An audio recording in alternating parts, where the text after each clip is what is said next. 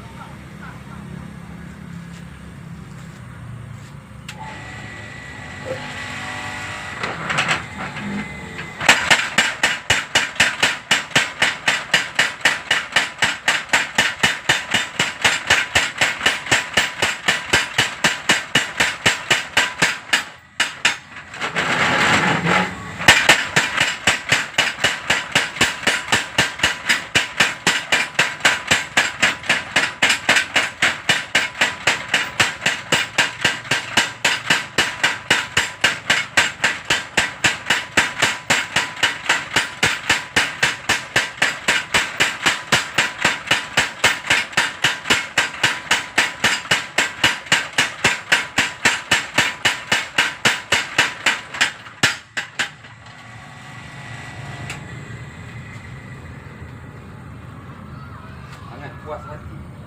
Tapi tak ada arang, susah. Tak boleh lah bakar dengan kayu.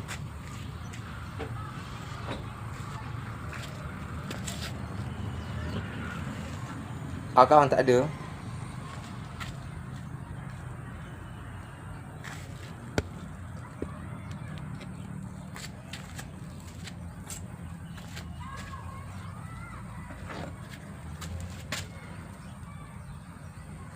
Arang tak ada. Ini pun tak berapa panas, kejap je dia lepek.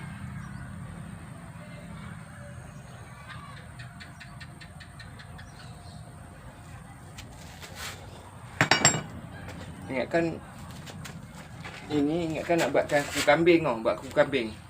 Buat kuku kambing nanti lah. Pasal ni bar ni bar kuat, kerah. Tunggu arang. Arang tak ada lagi.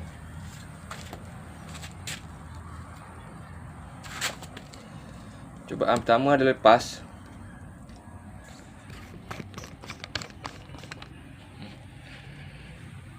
Bunyi pun tak ada bising dah. Pasal kita dah nak roller macam ni, kiri kanan belakang.